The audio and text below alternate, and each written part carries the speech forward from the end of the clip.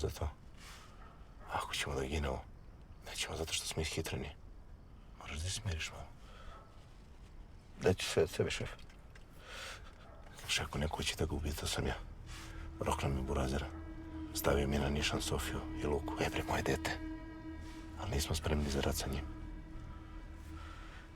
Ćemo ikad biti spremni, šef. Sa njim? Da. Ne.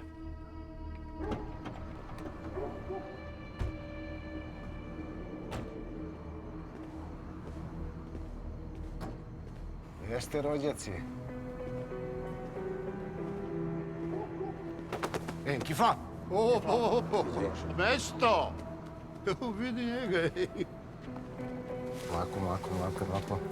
Ručak, bravo.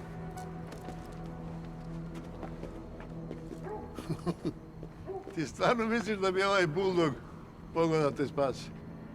Zato sam ja i zabrinut za posao, dok sve ti njih istreniraš, ode biznis. Sve je u redu sa biznisom, ti to dobro znaš. Za sve je krivo kućno vaspitanje.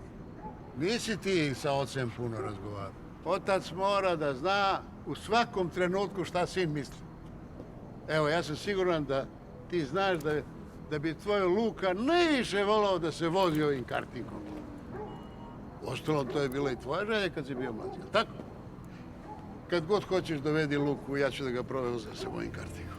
Čekaj, šta ti si ovo kupio da bi mene sjelo? Da.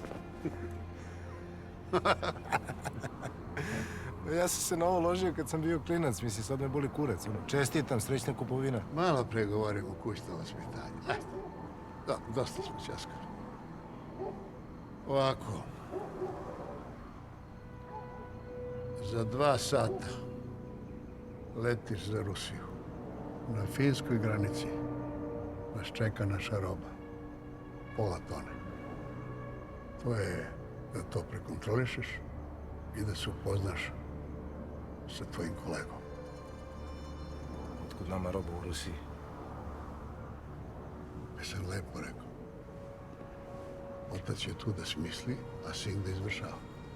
Ajde da izvršaj. Ajmo.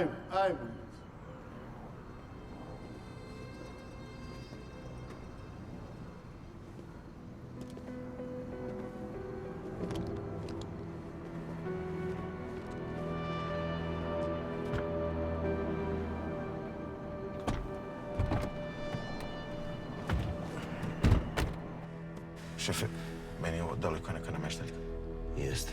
Zato ćeš ti da ideš sa mnom. Podsjeti me da kažem Baći da ako se ne vratimo iz Rusije, dođe ovamo sa šibicom i baci jednu u onaj rezervoar tamo, digne se u pizdu materinu. Neću da mi ovo govno posjeduje moju karting stazu.